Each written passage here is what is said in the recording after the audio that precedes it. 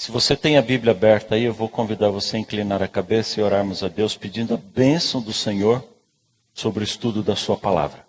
Vamos orar. Senhor Deus, obrigado porque o Senhor nos permite estarmos reunidos em Teu nome, Senhor. Obrigado pela bênção de sermos chamados como Teus filhos. Que o Senhor se manifeste na vida de cada um de nós. Tanto a nós que estamos aqui, quanto aos Teus filhos que nos acompanham de outros lugares do planeta também.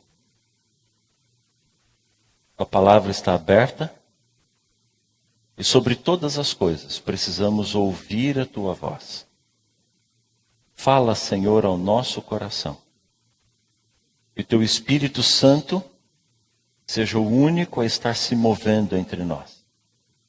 Mas que Ele alcance a nossa mente de maneira forte e impactante. Porque nós precisamos Te conhecer melhor. Que o Senhor se manifeste na vida de cada um de nós.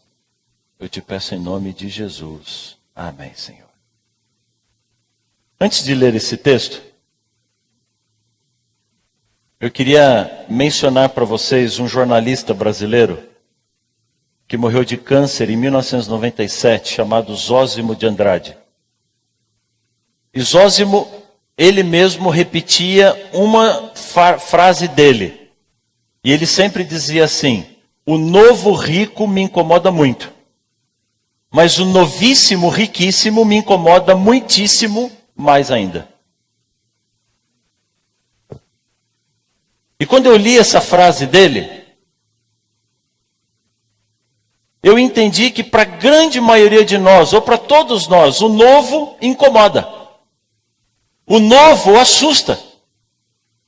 Pode ser qualquer coisa nova, pode ser um carro novo, pode ser um computador novo, pode ser um celular novo, pode ser uma mudança dentro de casa. Embora a novidade, algumas novidades despertem a atenção de um público de consumidores especialmente, mas ela desperta também incômodo e preocupação em um outro público muito grande. Por que o novo assusta tanto? Por que a gente tem tanto medo de coisas novas? Por que a gente acaba hesitando e tende a permanecer do jeito que as coisas sempre foram? Quase todos os dias a gente ouve falar de intriga entre motoristas do Uber com motoristas de táxi. E eu não quero defender e criticar nenhum dos dois grupos. Mas isso fica claro para a gente que toda vez que surge alguma coisa nova, ela provoca incômodo em um outro grupo muito grande de pessoas. Aliás, eu conheço gente que não troca de carro, poderia trocar de carro, precisa trocar de carro, mas não troca de carro porque tem medo do carro novo não agradar tanto quanto o carro que a pessoa já tem. Eu conheço pessoas que não aceitam uma proposta de um trabalho novo, porque tem medo das coisas não darem certo. Eu não sei se vocês lembram, mas até algum tempo atrás, quando a gente precisava viajar de avião, você tinha que ir numa agência de turismo, comprar um bilhete de passagem. E você recebia o bilhete, era um caderninho, um bloquinho com várias folhas de cópias ali. E então você se dirigia à companhia aérea, fazia o check-in e tinha um cartão de embarque todo específico. E quando você entrava no avião, não importa o tamanho do voo, ele servia uma bandeja com comida, arroz, batata, legumes, pãozinho, docinho, sobremesa. Aquela foi a época mais glamurosa da aviação. Mas só a elite de qualquer sociedade conseguia viajar de avião. E então começaram a aparecer as companhias chamadas low fare, ou companhias de tarifas baratas. E eles trocaram a venda de passagem exclusiva, a venda exclusiva das companhias, das agências de turismo, nos voos mais simples, em vendas diretas ao cliente pelos canais de internet. Trocaram os bilhetes de passagem por bilhetes eletrônicos. Trocaram aqueles cartões estilosos de check-in, de embarque ali, por papeizinho simples, e agora nem papel não tem. Você vai direto com o teu celular e embarca ali. Aquela refeição foi substituída por barrinha de cereal. E agora nem a barrinha tem mais.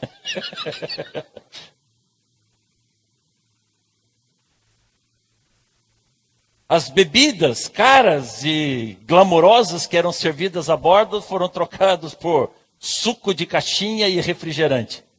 E que agora muitos só servem água mineral e olha lá. Mas a realidade é que viajar de avião se tornou acessível para qualquer pessoa. E o que antes era só para a elite da sociedade, hoje, se você planeja a viagem com antecedência e as promoções que você pega, você consegue passagens de avião muito mais baratas que passagem de ônibus. E eu me lembro de uma propaganda de uma dessas companhias aéreas do Brasil, que tinha um passarinho sentado na poltrona do ônibus, olhando a paisagem, passando pela janela do ônibus, e o slogan, a propaganda dizia assim: por que viajar de ônibus se você pode voar? Mas quando essas companhias, quando esse modelo de companhia aérea surgiu, as companhias low fare, muitas corporações proibiram seus funcionários, especialmente seus executivos, de viajar com essas companhias, porque o novo assusta. E eles entendiam que elas vendiam passagem barata porque elas economizavam na manutenção do avião. E diziam que não era seguro voar naquelas companhias. Mas esse é o modelo que a gente encontra hoje. E eu comecei a refletir, por que o novo assusta tanto assim? E eu detectei pelo menos 3 razões. Hoje eu não fiz nenhum top 10, nenhum top 5. São só 3 razões, e não é top. Eu entendo que o novo assusta, primeiro, porque a gente tem medo do desconhecido. Tudo que é novo, eu não sei como é. Eu não conheço ainda. E se eu não conheço, eu travo de medo. É assim quando sai uma comida nova, é assim quando aparece uma companhia nova. Nós nos sentimos mais seguros fazendo as mesmas coisas que a gente está acostumado a fazer. Eu entendo também que o novo assusta porque a gente tem medo que ele não funcione bem, que ele não dê certo. Medo de falhar. E se eu não me sair tão bem assim no meu novo emprego? E se esse novo fornecedor não for tão bom assim? E se essa cor não ficar boa na minha casa? E com medo de que não funcione, com medo de falhar, a gente acaba deixando as coisas do jeito que elas são. Mas a principal razão pela qual eu entendo que o medo nos causa tanta insegurança é porque obrigatoriamente o novo nos tira da nossa zona de conforto. É mais fácil deixar as coisas do jeito que estão. Mais ou menos como o garoto que fez xixi na cama e que ele não tem coragem de encarar as coisas que vêm pela frente. E ele fica embaixo da coberta esperando que aquilo desapareça. Muitos de nós vivemos em uma situação ruim, em uma situação desconfortável, uma situação que não está boa. Mas para não precisar encarar os fatos, para não precisar sair da zona de conforto, a gente acaba deixando as coisas do jeito que elas estão. E para mim, aqui está o maior perigo. E quando eu comecei a estudar sobre esse assunto, eu cheguei na pergunta que, no meu ponto de vista, é a mais crucial de todas as perguntas. Do que é que Deus gosta? Do novo ou do velho?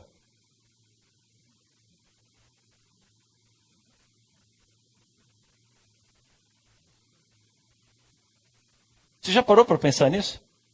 Eu cheguei a uma conclusão muito complicada para mim mesmo. Eu, como qualquer outro ser humano, prefiro manter as coisas do jeito que elas estão. Porque aqui eu sei onde é que eu estou. Mas quando eu olho para a Bíblia, quando eu olho para a palavra de Deus, eu entendo que Deus gosta do novo. Deus ama o novo. E com frequência Deus intercede na humanidade e muda completamente a ordem das coisas e a maneira como elas estão funcionando.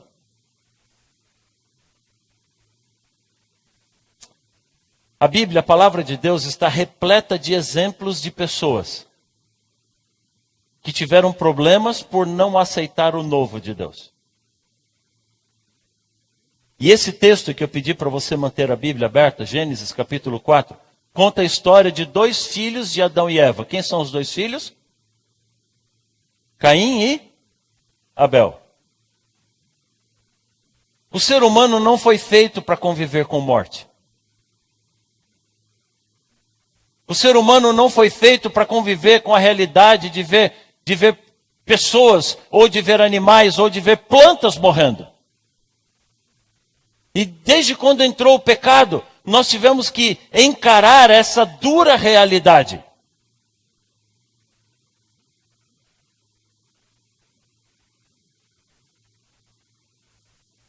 O natural, o original, a ideia de Deus era de que as únicas coisas que fossem usadas pelo ser humano seriam frutas, legumes e castanhas. Nem as hortaliças. Porque a fruta eu apanho e não mato a árvore. As castanhas eu recolho e não mato a árvore. A hortaliça eu mato o pé do alface.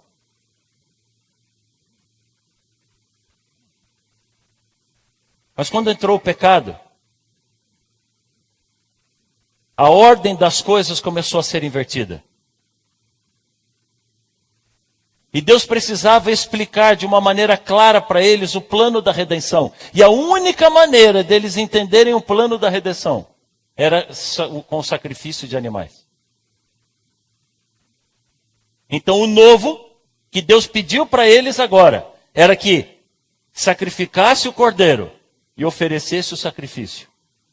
Não era bonito, não era agradável, não era confortável, mas era a única maneira deles conseguirem entender o plano da redenção.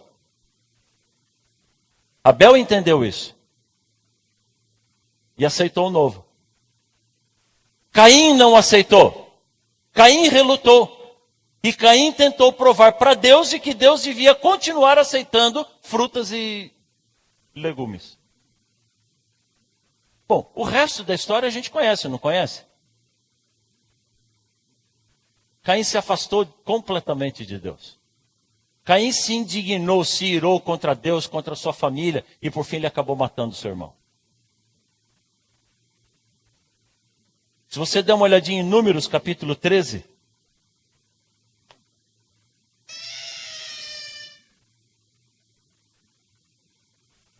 Números, capítulo 13.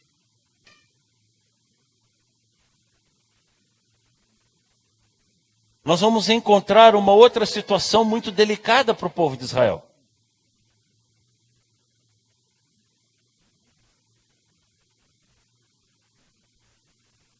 E a você que está assistindo em casa, eu quero convidar você para buscar sua Bíblia e nos acompanhar aqui também, Números capítulo 13.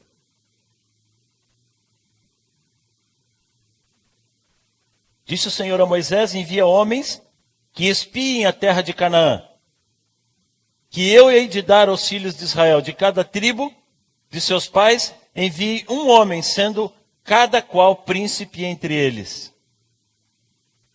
Por que Deus pediu a Moisés que enviasse espias para a terra de Canaã? Lembra comigo, o povo de Israel morava onde? No Egito. O Egito estava bom para o povo de Israel, sim ou não? Não. Deus tirou o povo de Israel e levou para onde? Para uma nova terra, para uma nova morada, para um novo lugar. A terra de Canaã.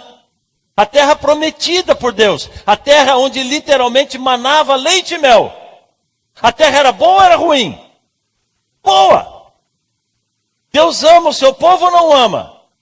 O que Deus tinha para o povo era bom ou não era? E o povo aceitou? Não. Com medo do novo, aquele povo preferiu voltar para o deserto. E passar 40 anos peregrinando no deserto e andando em círculos. Eles entenderam que continuar morando no deserto era melhor do que entrar na nova terra, na terra prometida. Eu podia ir longe com essas histórias, mas eu só vou mencionar mais uma, 2 Reis capítulo 24. Finalzinho ali de 2 Reis.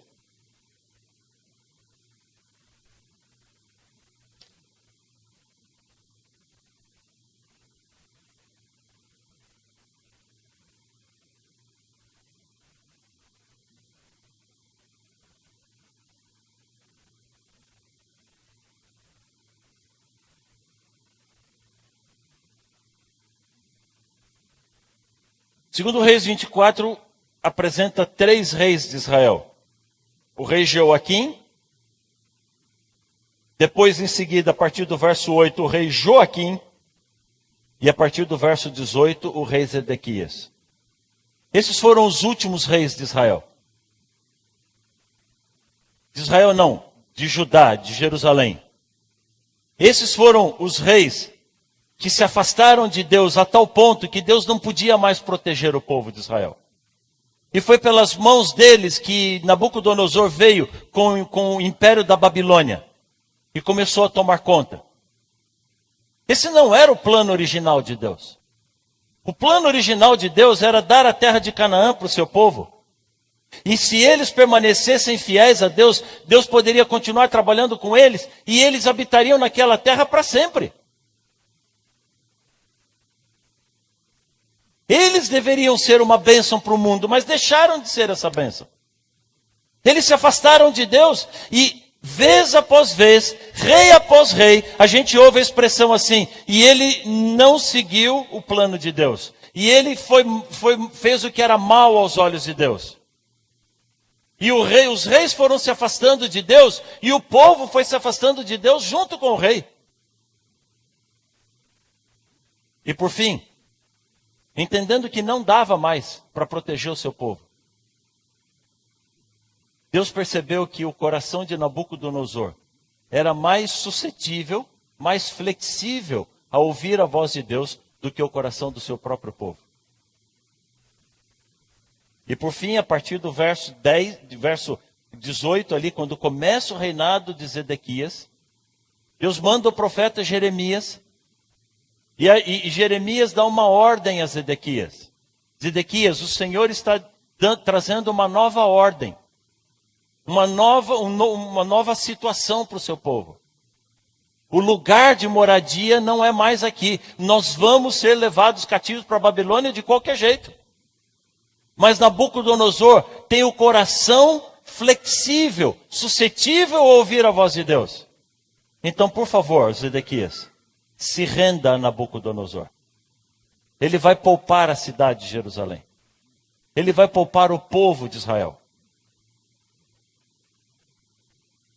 Mas com medo do novo, com medo dessa nova ordem, seguindo o que a tradição dizia para Zedequias fazer, esse homem que estava longe de Deus não quis ouvir a Deus. E ao contrário, ele se rebelou contra Deus, ele se rebelou contra Nabucodonosor. Ele enfrentou Nabucodonosor. E a consequência foi que a cidade de Jerusalém foi totalmente destruída. O templo foi totalmente destruído. Zedequias foi preso. Os filhos dele foram mortos, foram assassinados na frente dele. E depois os olhos dele foram vazados. E algemado, ele foi arrastado cativo para a Babilônia. Um sofrimento completamente desnecessário. Por quê? Deus orientou que agisse de maneira diferente, mas com medo do novo. Ele pagou um preço muito alto. Para mim, o maior contraste com a história de Zedequias é a história de Daniel. Daniel e seus amigos, Ananias, Misael e Azarias. Daniel foi levado cativo um pouco antes de Zedequias. Mas Daniel entendeu que Deus tinha uma nova direção para a vida dele. Ele e seus amigos entenderam que Deus estava com um plano completamente diferente para eles, e que ao invés deles desfrutarem da cidade de Jerusalém, Deus os estava chamando para que eles fossem luzes na terra da Babilônia. E se esse era o plano de Deus, se essa era a vontade de Deus, sabe o que eles fizeram? Eles aceitaram o plano de Deus, eles se mantiveram fiéis a Deus, eles decidiram não se contaminar, eles decidiram brilhar, ser luz aonde estivessem, ser sal aonde eles estivessem, e Deus os pôde usar, esses meninos, de maneira grandiosa. Eu não sei se você está entendendo o que eu estou dizendo aqui. Eu não devo aceitar o novo só porque é novo. As coisas novas que vêm, eu não vou sair aceitando qualquer novidade, mas eu preciso estudar, eu preciso entender, eu preciso tomar cuidado com essas coisas. Mas eu também não posso ter medo, eu não posso travar, só porque é novo eu não aceito de jeito nenhum, só porque é diferente eu não aceito, eu não quero continuar fazendo as coisas que eu sempre fiz, eu quero morar onde sempre morei, eu quero fazer o que eu sempre fiz. Filho, se Deus está dizendo para você fazer alguma coisa diferente, faça isso.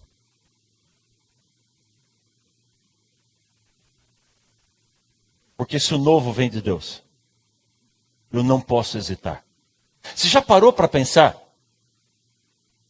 que Deus pediu para Noé construir um barco enorme no alto de uma montanha? Pensa um pouquinho só comigo. Construir um barco no alto da montanha. Você conhece algum estaleiro instalado no alto da montanha?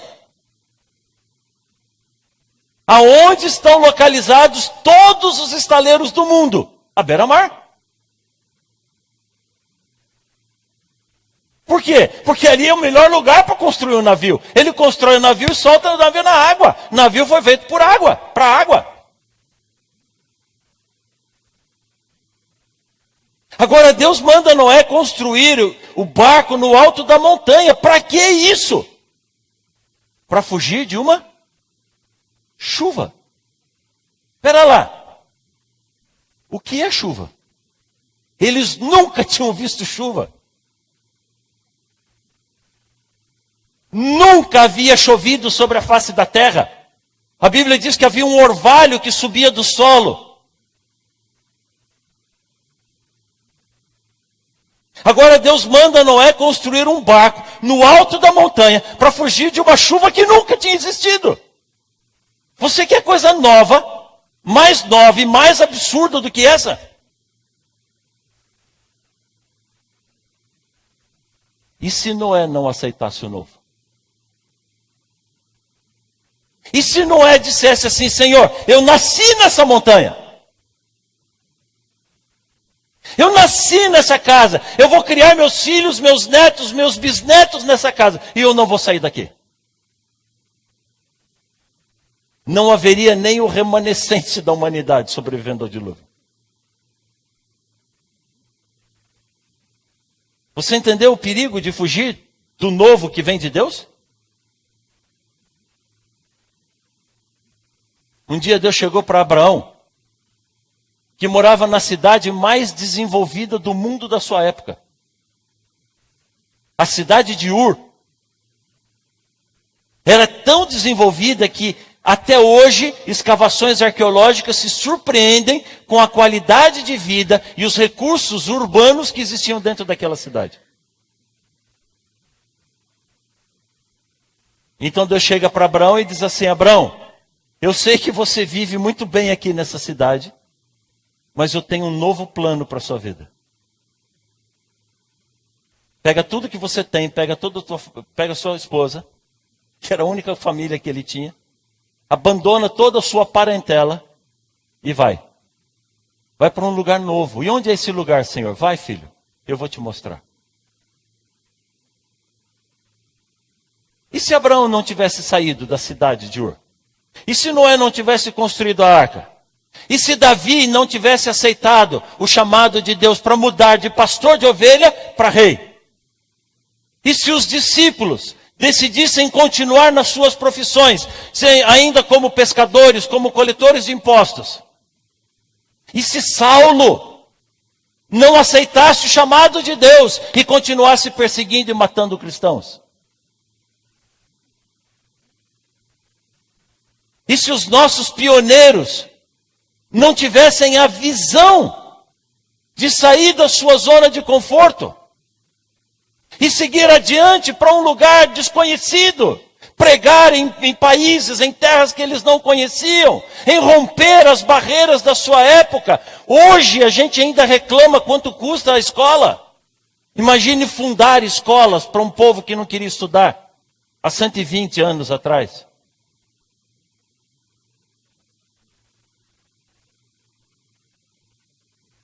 Se os nossos pioneiros tivessem medo do novo, a gente ainda estava reunido nessa primeira igrejinha aqui, ó, para 80 pessoas.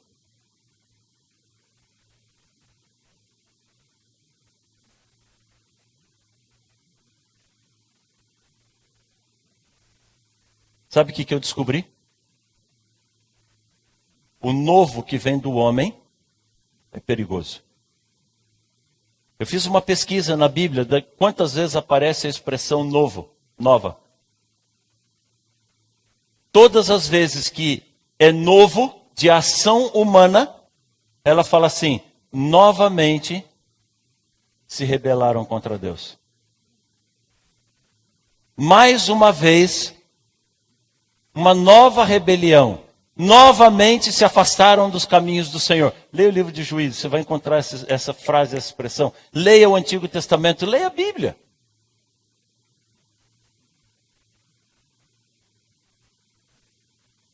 Mas o novo, quando vem de Deus, quando se refere a Deus, ele sempre vem no sentido de mudar a ordem das coisas na nossa vida, de provocar uma revolução na vida da gente, na comunidade da gente, mas essa mudança sempre vem para o bem.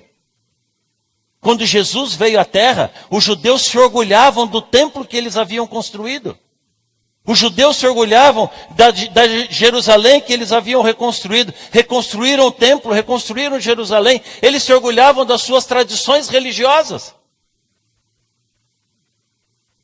Eles se orgulhavam de todo o sistema que possuíam. E Jesus, ao invés de supervalorizar todas aquelas tradições, Jesus deixou tudo isso de lado e foi para onde? Foi para a rua.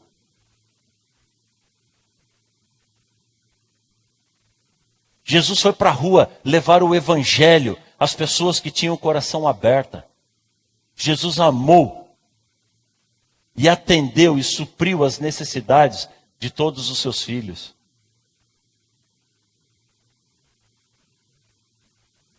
E eu fico me perguntando quantas coisas nós perdemos de Deus porque valorizamos apenas as nossas tradições, ou apenas queremos ficar sentados em cima dos rituais que nós construímos para nós mesmos. Entenda, por favor.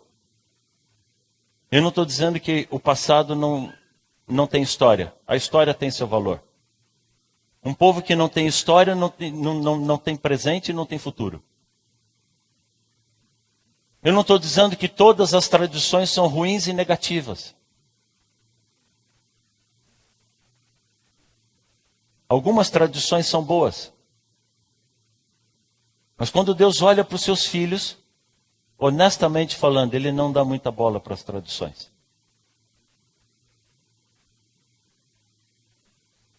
Deus valoriza princípios. Eu já falei sobre isso uma vez aqui e gostaria de reforçar isso. Nós precisamos olhar na Bíblia quais são os princípios de Deus. Ter a nossa vida pautada pelos princípios. Os princípios não mudam e não vão mudar nunca. Para que seja princípio, ele é válido em todos os lugares. Pode ser aqui em Curitiba, pode ser em São Paulo, pode ser em Nova York, em Tóquio. Ele é válido na Indonésia, ele é válido numa aldeia indígena. Ele é válido aqui na terra, ele é válido no céu. O princípio ele é universal. O princípio também é atemporal. O mesmo princípio que definiu a vida de Adão e Eva são os mesmos princípios que definem a vida dos anjos e são os mesmos princípios que devem reger a nossa vida hoje. O princípio ele não muda. Agora, para eu viver os princípios, aí nós criamos regras, aí nós criamos tradições e essas coisas mudam.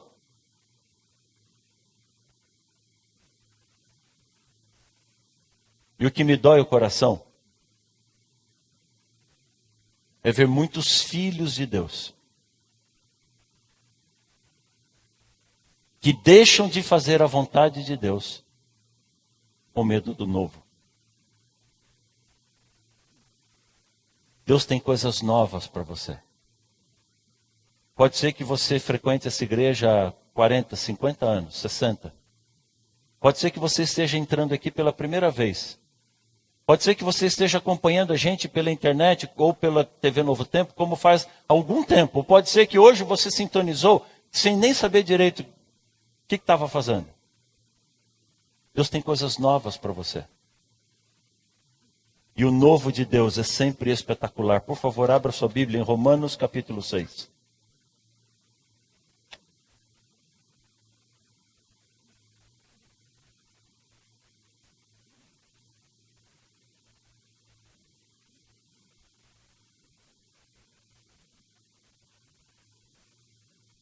Romanos capítulo 6.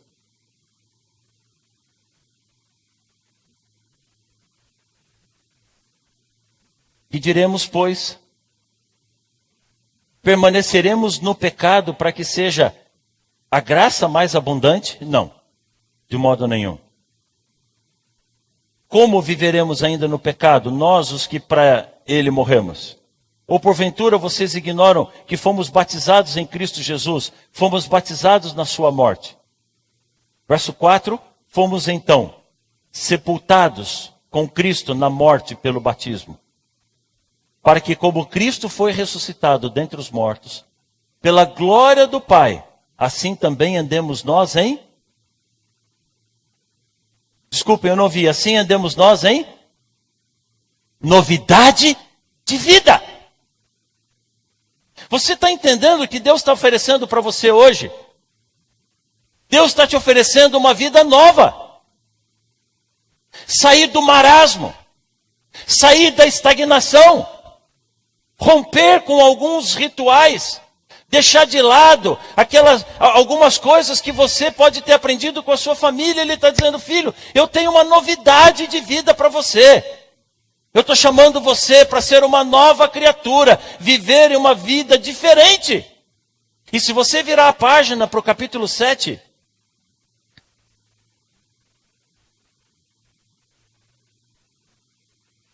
no verso 6 ele diz assim, agora porém, libertados da lei, estamos mortos para aquilo a que estávamos sujeitos, de modo que servimos... Servimos em novidade de espírito e não pela caducidade da letra. Quando ele disse isso, ele estava abolindo a lei? Sim ou não? Não. Porque o apóstolo Paulo mesmo disse que sem lei não tem pecado. E aqui ele está dizendo para eu abandonar o pecado. O único jeito de conhecer o pecado é conhecer a lei. Ele não está dizendo, filho, a lei não existe mais. Pelo contrário, ele está dizendo assim, eu não quero que você viva a coisa fria da letra da lei. Uma obediência cega, uma obediência fria. Isso é o que o jovem rico fazia. Lembra da história? E quando ele disse para Cristo, Senhor, e estas coisas eu faço desde que eu nasci. Jesus disse o que para ele? Não é isso que eu estou procurando. Continua fazendo isso. Mas eu preciso que você experimente um novo estilo de viver. Um novo espírito, uma nova visão.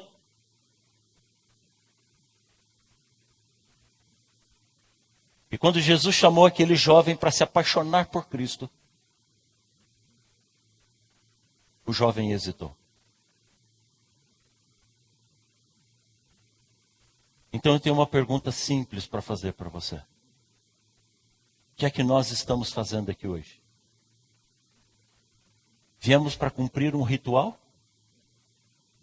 Frio? Mecânico? Ou viemos para ter um encontro pessoal com o Senhor Jesus Cristo? Entendeu a diferença?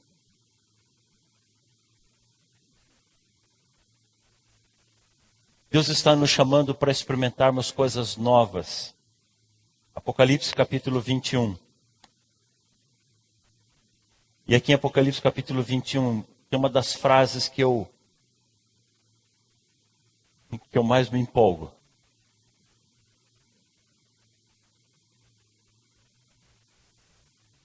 Falando das coisas que virão pela frente, João diz assim, então eu vi... Desculpa, o que foi que João viu? Um novo céu e uma nova terra. Eu vi um novo céu e uma nova terra. Sabe por quê? Porque o primeiro céu e a primeira terra passaram. Amigos, nós nos apegamos a prédios. Nós nos apegamos a coisas. Deus está dizendo assim, eu ignoro estas coisas, eu destruo. Quando Jesus olhou para aquele templo, que os judeus se orgulhavam tanto, ele olhou para o templo e as pessoas diziam, Senhor, você ouviu a glória desse templo? O que foi que Jesus respondeu para eles? Esse templo vai ser destruído, não vai sobrar pedra sobre pedra.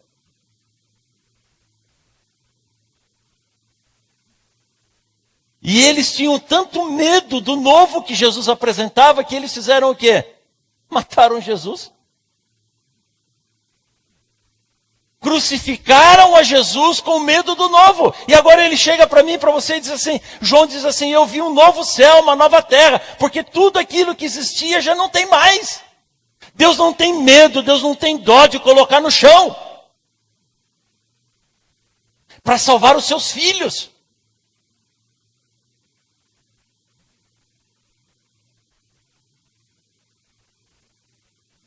E no verso 5, diz assim, olha aqui Apocalipse capítulo 21. E aquele que está sentado no trono disse, eis que faço novas o quê? Quantas coisas?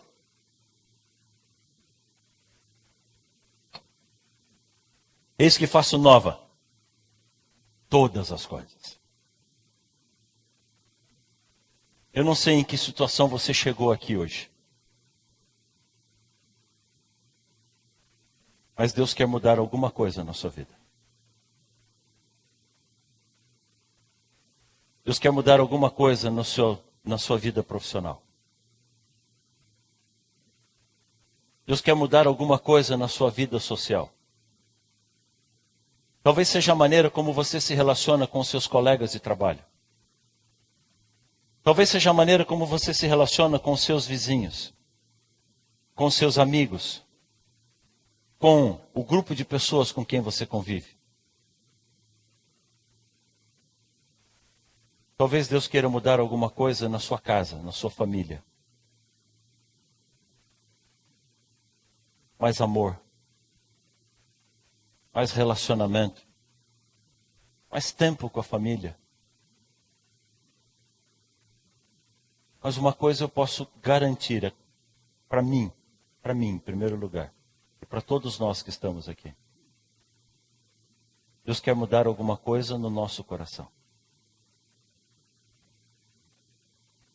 Normalmente nós nos assentamos em cima da nossa autossuficiência. Nós nos assentamos em cima da nossa arrogância espiritual. Nós nos assentamos em cima daquilo que somos ou que fomos. E não abrimos mais espaço para que Deus possa trabalhar. Eu não sei em que condição você veio para cá, mas Deus tem uma vida nova para você. Deus tem uma vida diferente para você. E em Jeremias capítulo 36, em Ezequiel capítulo 36, ele fala do grande, grande presente que ele trouxe para você aqui hoje.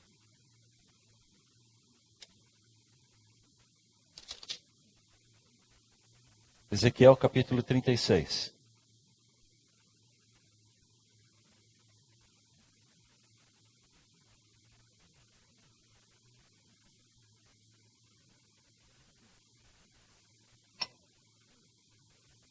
E a partir do verso 25 ele diz assim: então aspergirei água pura sobre vocês, e vocês ficarão purificados. Vocês ficarão purificados de todas as vossas imundícies, de todos os vossos ídolos purificarei. E no verso 26 ele diz assim: e então eu darei a vocês um coração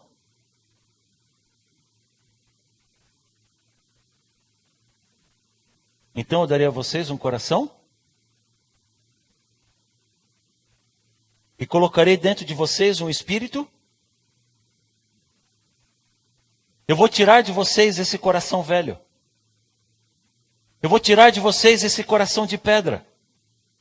E vou dar a vocês um coração de carne.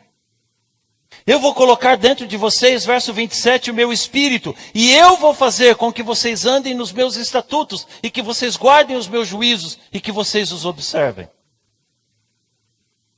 Sabe o que é que Deus está falando aqui? Ele está falando de entrega. Ele está falando de submissão. Ele está falando de uma nova ordem na minha vida e na sua vida. De uma religião que vem de dentro para fora, de uma entrega verdadeira, talvez como nunca você tenha experimentado.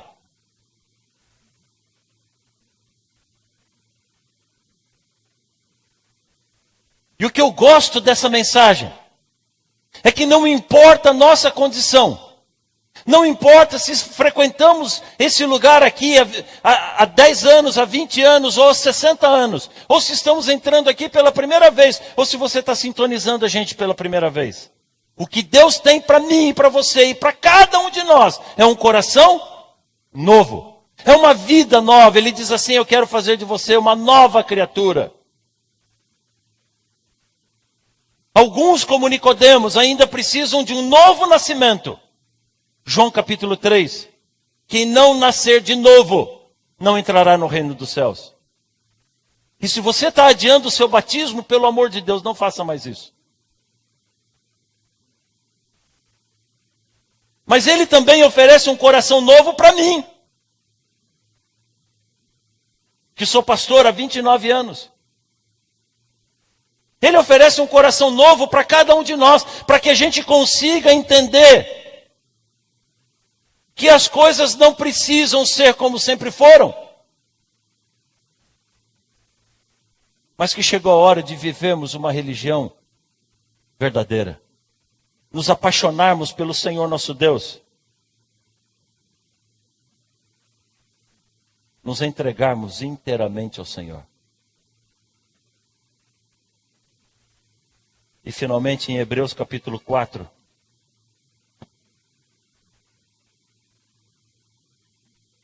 ele deixa um último apelo de um pai apaixonado,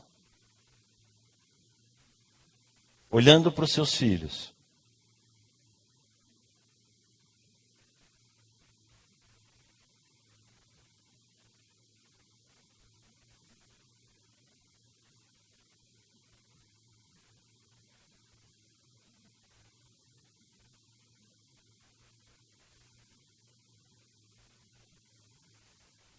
Hebreus capítulo 4, verso 7. De novo, determina certo dia, hoje, falando por Davi, muito tempo depois, segundo antes foram declarados. E se hoje ouvirdes a sua voz, não endureçais o vosso coração. Filho, hoje é um dia de entrega ao Senhor. Hoje é um dia de renovação. Hoje é um dia de experimentarmos um estilo de vida diferente.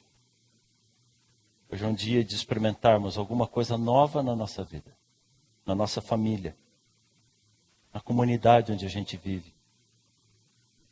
Deus quer viver comigo e com você, não de vez em quando. Deus não quer ficar comigo e com você de vez em quando aqui na igreja de sábado. Ele quer morar no nosso coração.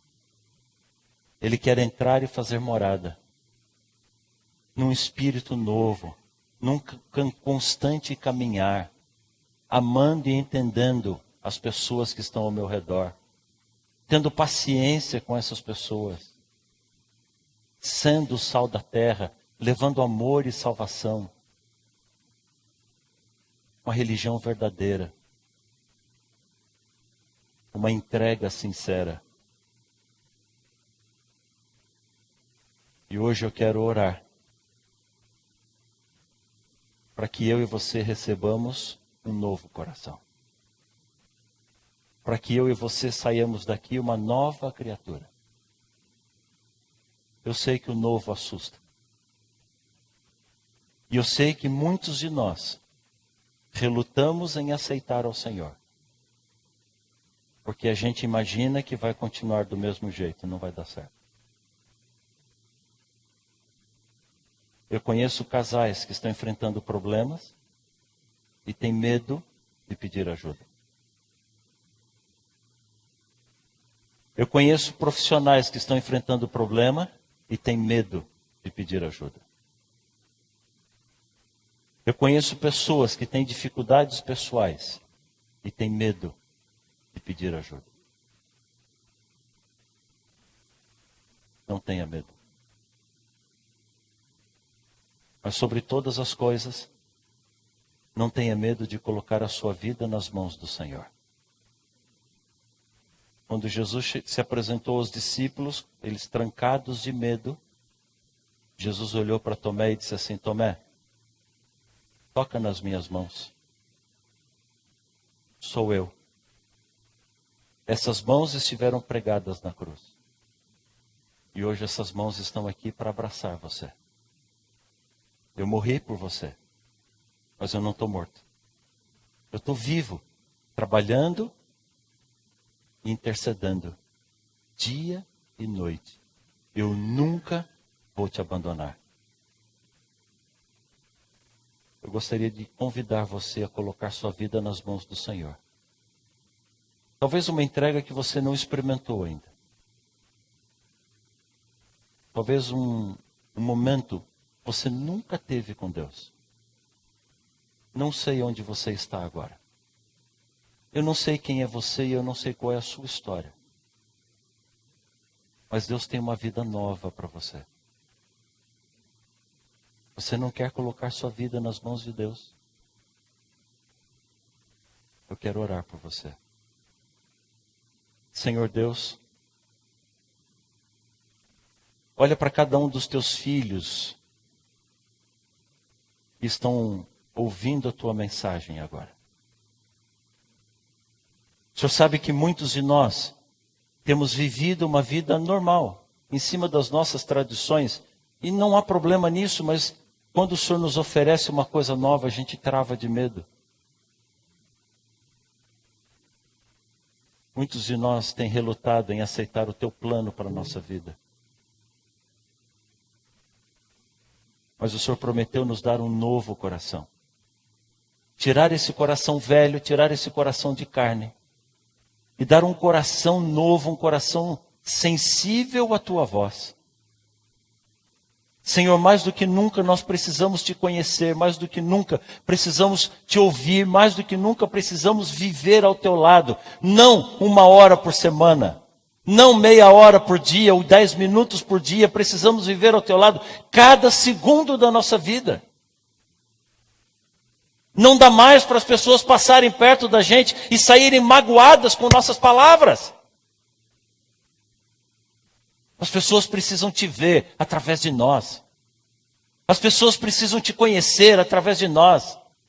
Nós somos a luz do mundo, mas que luz é essa? Nós precisamos de uma transformação. Nós precisamos de um coração novo. É isso, não tem outra coisa. E o Senhor prometeu dar esse coração novo, Senhor. Por isso agora nos entregamos inteiramente nas tuas mãos. Para que o Senhor opere essa obra de transformação e de salvação em cada um de nós, Senhor. Que nós sejamos tão íntimos contigo, que ninguém mais consiga ver o nosso rosto, mas veja o teu rosto. Que ninguém mais consiga ouvir as minhas palavras, mas ouça as tuas palavras.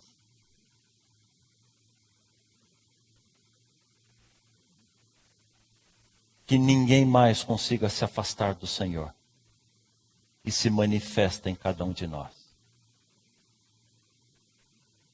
Senhor, o Senhor sabe que há pessoas relutando em entregar o coração a Ti. Mas hoje é um dia de entrega. Hoje é um dia de decisão. Que o Teu Espírito viva e reina no coração e na vida de cada um de nós, Senhor. Por favor, opere esse milagre de transformação sobre todos nós. Impõe as tuas mãos sobre cada um dos teus filhos. Sobre nós, derrame o teu Espírito. Eu te peço em nome de Jesus. Amém, Senhor. Amém.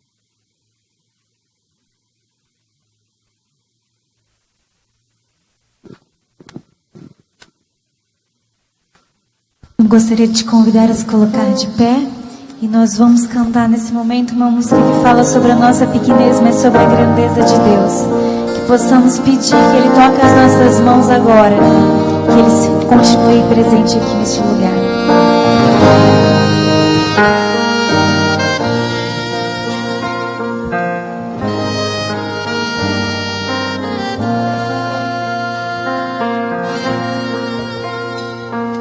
O som de uma voz comparado ao trovão, o mundo na palma da mão, um grão de areia comparado ao mar, grandeza que não posso explicar. Por isso, Senhor, me achego a Ti, prostrado diante do altar. Eu sou pecador, Tu és Salvador, aceita o meu humilde louvor. Só a igreja canta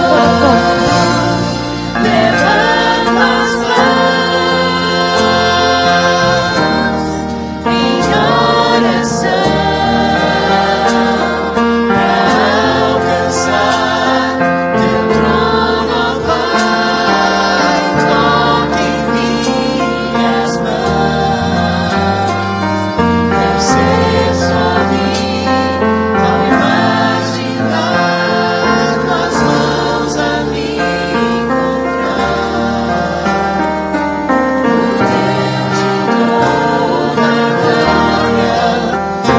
em oração.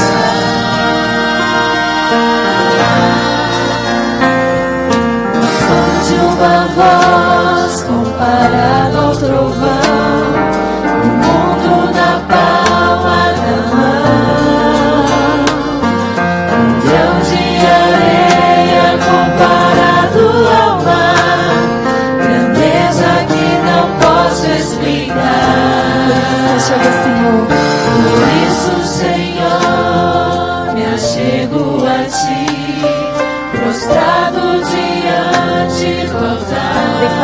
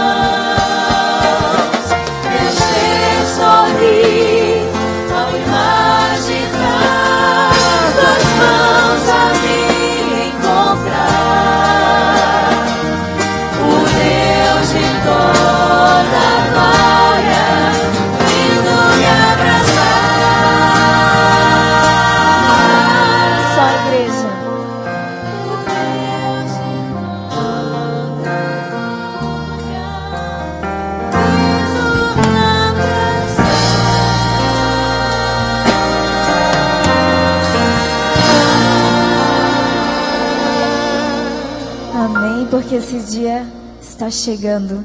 Eu gostaria de deixar um recado, agora nós vamos poder nos dividir em classes. E eu gostaria de deixar também um último recado. Amanhã nós teremos uma programação toda especial da nossa orquestra. Toda essa iluminação que vocês estão vendo está sendo preparada para a programação que nós teremos amanhã às 19h30. Então, venha, traga visitantes.